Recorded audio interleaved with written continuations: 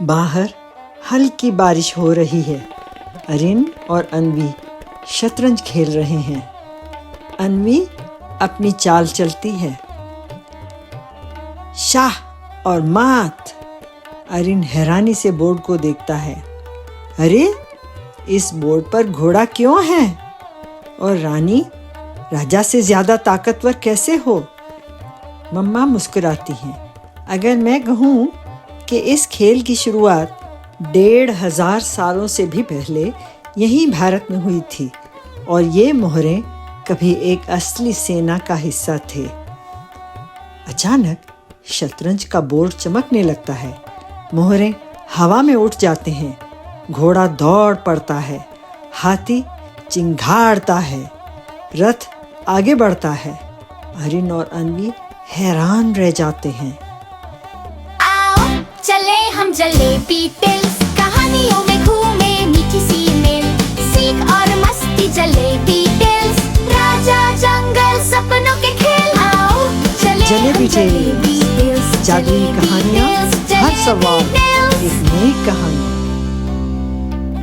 पूरा परिवार समय की यात्रा करके एक प्राचीन भारतीय राज दरबार में पहुंचता है।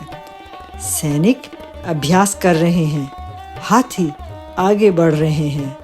घोड़े दौड़ रहे हैं। रथ तेजी से निकल रहे हैं। मम्मा सेना की ओर इशारा करती हैं। बहुत समय पहले भारत में इस खेल को चतुरंग कहा जाता था। मम्मा बोली, चतुर यानी 4, अंग यानी भाग। प्राचीन भारतीय सेना के 4 हिस्से थे: पैदल सैनिक, घुड़सवार, हाथी और रथ। अरिन ने बोर्ड की ओर देखा। अरे, बिल्कुल शतरंज की मोहरों जैसे। मम्मा बोली, यही थे सबसे पहले शतरंज के मोहरे। अन्वी ने हाथी उठाया। तो बिशप पहले हाथी था। मम्मा मुस्कुराई। बिल्कुल। मम्मा बोली, शुरुआत में शतरंज के कुछ खेल 4 लोग मिलकर खेलते थे। कुछ खेलों में पासों का भी इस्तेमाल होता था। ये खेल रणनीति सीखने का एक तरीका था। मम्मा बोली, राजा और सेनापति इस खेल से सोच समझकर योजना बनाना सीखते थे। अरिन हंस पड़ा। मतलब बिना लड़ाई किए युद्ध की तैयारी। मम्मा बोली, सम्राट अकबर को शतरंज बहुत पसंद था। उन्होंने फतेहपुर सीकरी में एक बहुत बड़ा शतरंज का मैदान बनवाया, जहां लोग खुद जीवित मोहरे बनकर खेलते थे। अन्वी हंस पड़ी। वाह, मैं तो घोड़ा बनना चाहूंगी।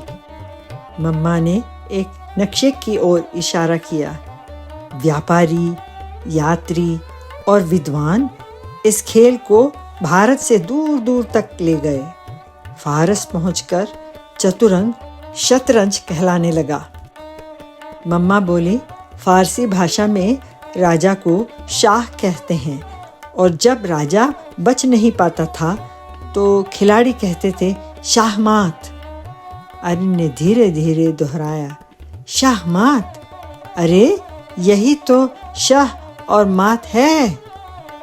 अन्वी ने पूछा, हाथी बिशप कैसे बन गया? मम्मा हंस पड़ी।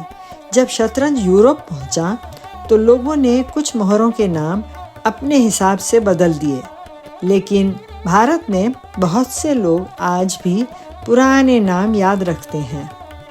अरिन ने पूछा, तो क्या सब लोग अंग्रेजी वाले नाम ही बोलते हैं?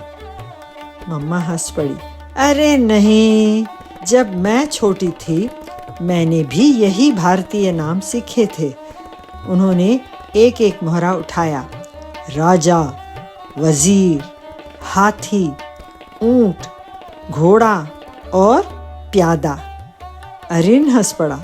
इसलिए आप आज भी घोड़ा ही बोल देती हैं। मम्मा भी हंस दी। हाँ, कभी कभी मुझे भी अंग्रेजी वाले नाम सोचने पड़ते हैं। अन्वी मुस्कुराई।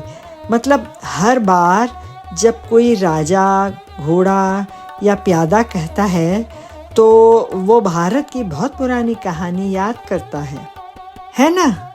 अरिन ने पूछा, क्या रानी हमेशा से इतनी ताकतवर थी?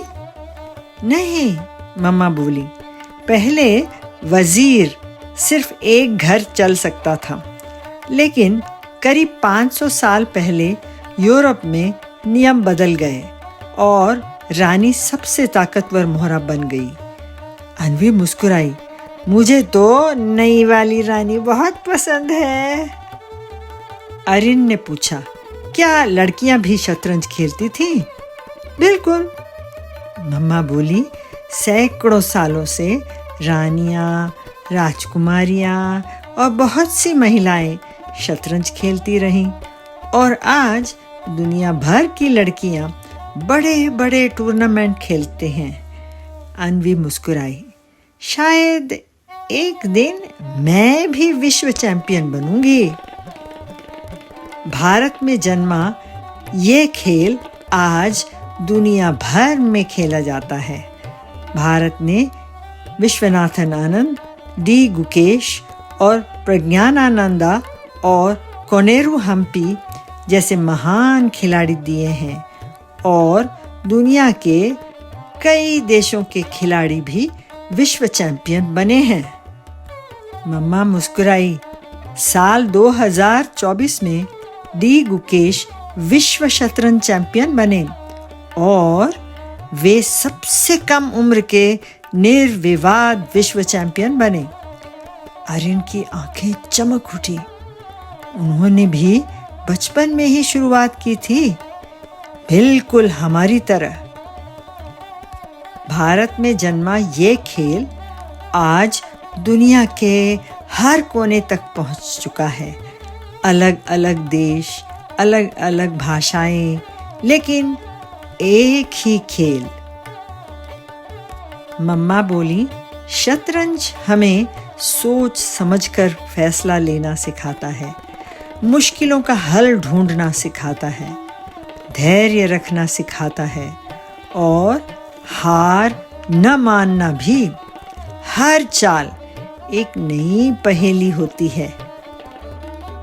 मम्मा चारों ओर देखकर बोली, शतरंज सिर्फ बच्चों का खेल नहीं है, इसे पूरी जिंदगी खेला जा सकता है। बहुत से लोग बड़े होने के बाद शतरंज सीखते हैं, क्लब में जाते हैं, नए दोस्त बनाते हैं, अपने दिमाग को सक्रिय रखते हैं और सीखना कभी नहीं छोड़ते। अन्वी मुस्कुराई, मतलब सीखने की कोई उम्र नहीं होती? मम्मा ने सिर हिलाया, बिल्कुल नहीं। अरिन ने घोड़े को देखा, लेकिन एक सवाल अभी भी बाकी है। घोड़ा एल की तरह क्यों चलता है?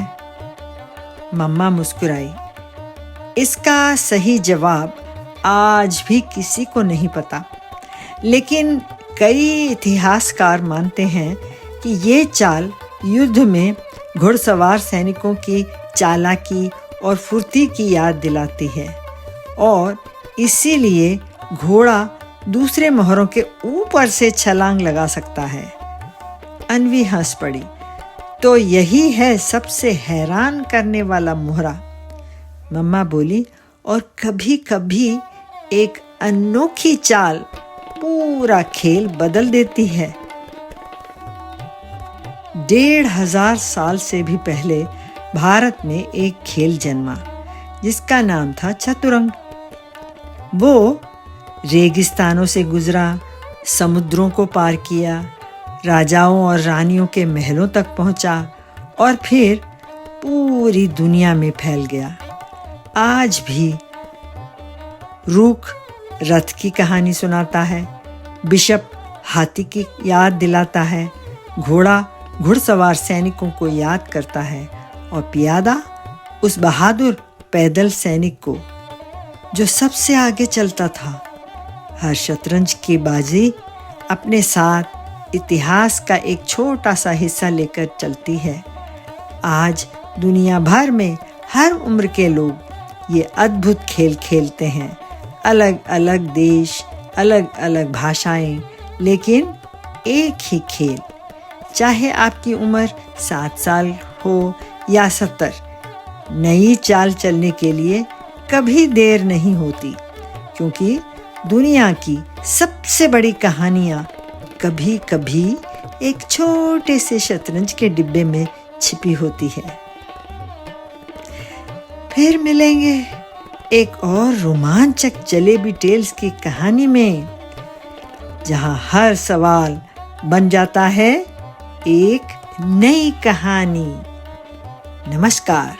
राजा रानी खेल है न्यारा, हर चाल में छुपा इशारा, सोच समझ कर चाल चलो, जीत की ओर कदम बढ़ाओ।